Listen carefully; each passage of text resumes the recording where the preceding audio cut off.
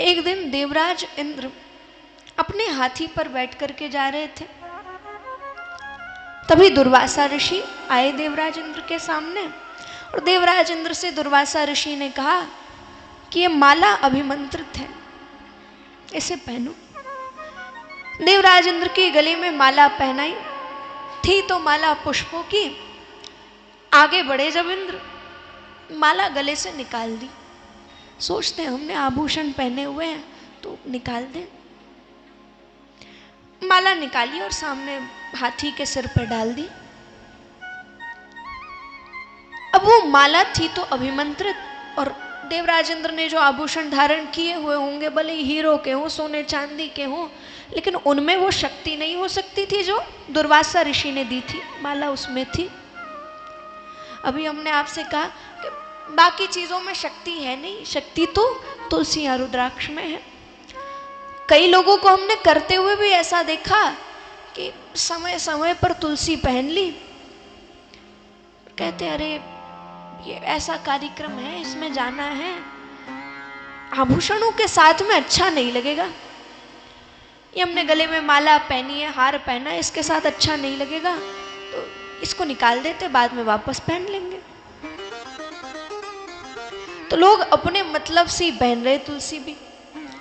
अभी देखा जाए तो कई लोग तुलसी माला सिर्फ जब तक दिखावट चल रही है, जब तक लोग तुलसी माला को मान रहे हैं तब तक पहन रहे।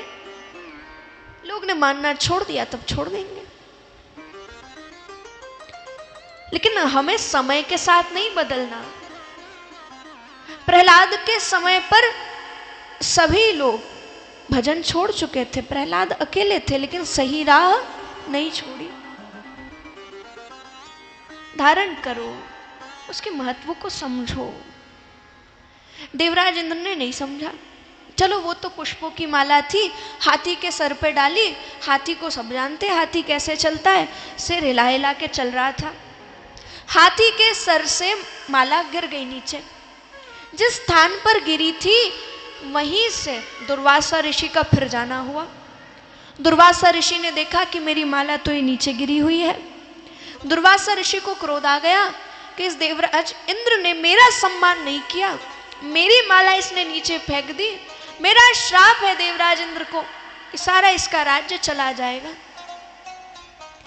देवताओं को पता चल गया दुर्वासा ऋषि ने श्राप दे दिया है। अब कहते ये बात दैत्यों को नहीं पता चलनी चाहिए।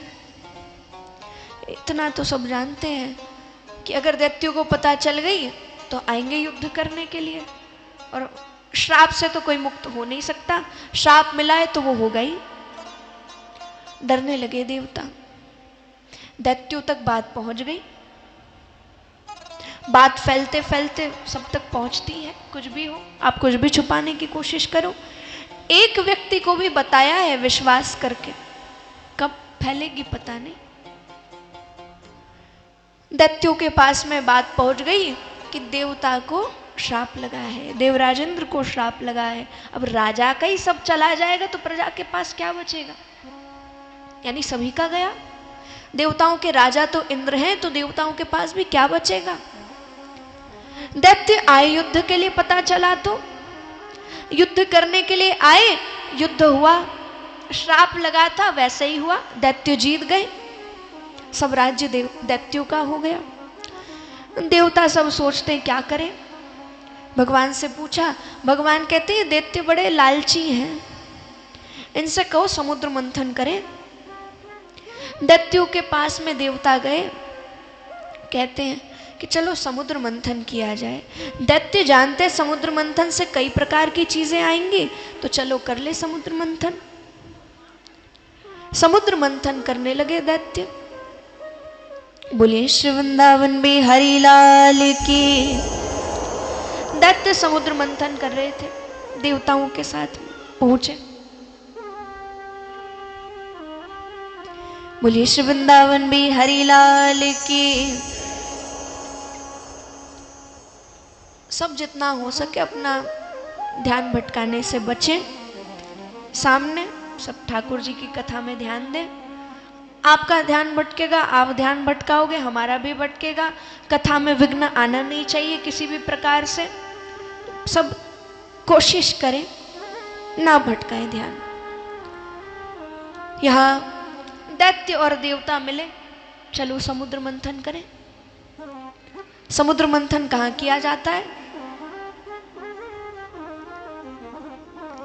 क्षीर सागर में। ये हमारे वाला समुद्र नहीं था। क्षीर सागर में मंदराचल पर्वत रखा गया। मंदराचल पर्वत पर वासुकी नाग को लपेटा गया।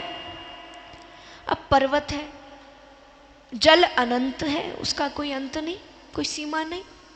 भारी पर्वत रखा गया तो वो तो डूबेगा। पर्वत डूबने लगा, सभी लोगों ने भगवान को याद किया। भगवान श्री नारायण ने सबके बीच में कच्छप अवतार लिया। भगवान कच्छप अवतार लेकर के आ गए। विशाल कच्छप अवतार लिया भगवान ने, विशाल कछुए बनकर के आए भगवान। और सब जानते हैं कि कछुए की पीठ बड़ी भारी होती है, बड़ी कठोर होती है। भगवान की कठोर पीठ है, कछुए बनकर के आए, उनके ऊपर मंदराचल पर्वत रखा, उस पे वासुकी नाग को लपेटा। देवता दैत्यों के सामने कहते, अरे मंथन शुरू करने से पहले हम कहना चाहते, हम सर्प के मुख की तरफ रहेंगे। दैत्य कहते, क्यों? सब कुछ हमारा है, चलेगी तो हमारी, हम रहेंगे मुख की तरफ। देवता तो यही चाहते थे। जानते हैं दैत्यों में सिर्फ बल है, बुद्धि नहीं है। दैत्यों के सामने हम कहेंगे कि हमें पूंछ की तरफ रहना है, तो वो खुद रहेंगे कि इसमें कुछ अच्छा होगा। देवताओं ने कहा कि मुख की तरफ रहेंगे, तो दैत्यों ने सोचा मुख की तरफ ज्यादा अच्छा कुछ होगा, मुख की तरफ हम रहेंगे। देवताओं ने कहा ठीक है, सब कुछ तो आप ही का है, अभी हम कौन होते बोलने वाले, आप ही रहिए मुख की तरफ। दैत्य चले गए सर्प के मुख की तरफ और समुद्र मंथन शुरू किया। इधर मंथन शुरू किया कि सबसे पहले, क्योंकि सर्प के मुख को खींचा जा रहा है, सर्प के मुख से हलाहल विष प्रकट हो गया। हर जगह विष फैलता, सब भयभीत होने लगे। एक तो समुद्र मंथन का नियम है, जो चीज आए किसी को ग्रहण करनी पड़ेगी, फिर ही आगे बढ़ेगा। पहले विष आया है, अब ये कौन ले? और फिर विष किसी ने नहीं लिया तो हर जगह फैलेगा, सभी मर जाएंगे। फिर अब कौन ले ये विष? बाबा बड़े कृपालु हैं। बाकी देवी देवता अपना मतलब ना हो तो नहीं देते कुछ। देवराज इंद्र ने ऐसे ही अमृत का कलश नहीं दिया, मतलब देखा तो सुखदेव जी के पास में लेकर के आए अमृत का कलश। सब जानते, सब मतलब ही है। लेकिन बाबा भोलेनाथ ऐसे हैं कि उनसे कुछ मांगा जाएगा तो देंगे वो। आज हम उनको देंगे तो भी वो स्वीकार करेंगे। एक बार तो एक शिकारी था, उस शिकारी ने बाबा की तरफ देखा। वो क्योंकि दूर था बड़ा मंदिर, पुजारी जी रोज नहीं जा पाते सेवा करने। शिकारी ने देखा कि इन्हें भूख लगती होगी, उसके पास में मांस था, तो बाबा भोलेनाथ को मांस चढ़ा दिया। सब लोग बाबा से कहते, बाबा ऐसे पर कृपा कर रहे हो आप, आपको मांस चढ़ाया इसने? बाबा ने कहा, तुम उसके भाव को नहीं जानते, चढ़ाया है तो स्वीकार करूंगा मैं। बाबा ने बाकियों को लीला दिखाई।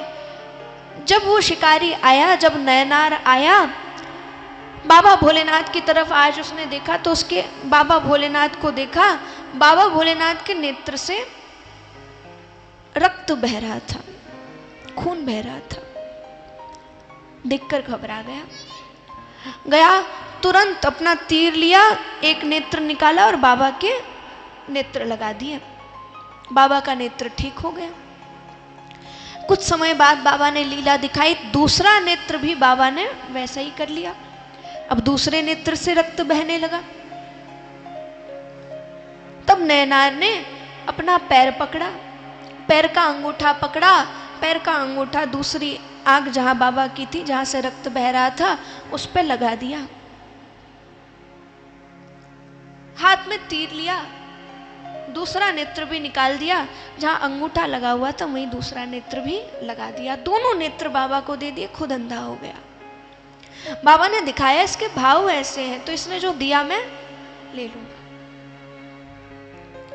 देवतागण कहते हैं बाबा को तो जो दिया जाए वो भी बाबा स्वीकार कर लेते हैं। सर्प बाबा के पास गए, बाबा ने ले लिया। धतूरा गया, धतूरों को बाबा ने स्वीकार कर लिया।